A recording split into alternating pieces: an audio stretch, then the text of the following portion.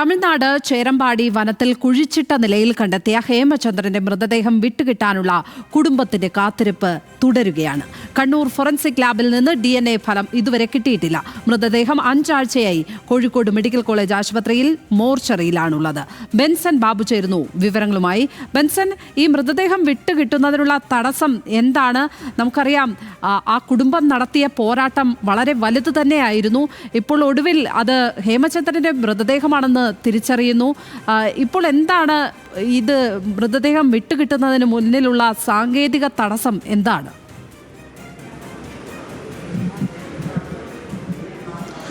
Lakshmi Padma, June 28-ാം തീയതിയാണ് ചേരമ്പാടി വനത്തിൽ നിന്നും മൃതദേഹം കണ്ടെത്തുന്നത്.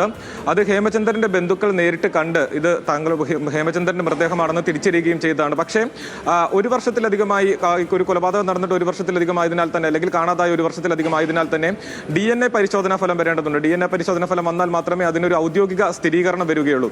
അതിനുശേഷം മാത്രമേ മൃതദേഹം ബന്ധുക്കൾക്ക് വിട്ടു നൽകാൻ സാധിക്കുകയുള്ളൂ. പക്ഷേ 5 ആഴ്ചയിലധികമായി ഈ DNA പരിശോധനാ ഫലം 5 ആഴ്ചയിലധികമായി വൈകുകയാണ്. അതിന്റെ കാരണമായി പറയുന്നത്, ആദ്യഘട്ടത്തിൽ തന്നെ ഹേമചന്ദ്രന്റെ അമ്മയുടെയും ഹേമചന്ദ്രന്റെ സഹോദരിയുടെ മകളുടെയും DNA സാമ്പിളുകളായിരുന്നു ശേഖരിച്ചിട്ടുണ്ടായിരുന്നത്.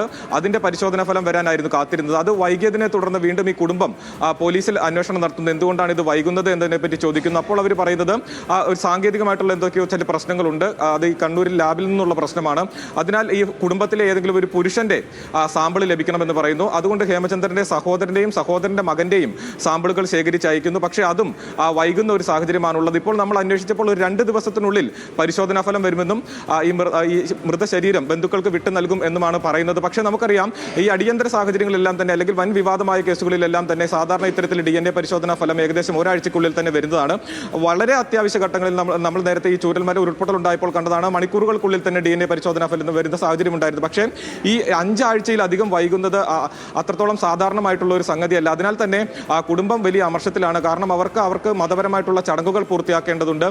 ഈ മരണാനന്തര ചടങ്ങുകളെല്ലാം തന്നെ പൂർത്തിയാക്കേണ്ടതുണ്ട്. അപ്പോൾ ആ നിലയിൽ തുടർ നിയമ നടപടികളിലേക്ക് കടക്കാൻ വരെ ഈ കുടുംബം ഇപ്പോൾ ആലോചിക്കുന്നുണ്ട്. പക്ഷേ പോലീസിൽ നിന്നും ലഭ്യമാവുന്ന വിവരം അനുസരിച്ച് ഒരു 3 ദിവസത്തിനുള്ളിൽ തന്നെ DNA പരിശോധനാ ഫലം വരികയും മൃതദേഹം കുടുംബത്തിന് വിട്ടു നൽകുകയും ചെയ്യും എന്നുമാണ് അറിയിച്ചിട്ടുള്ളത്.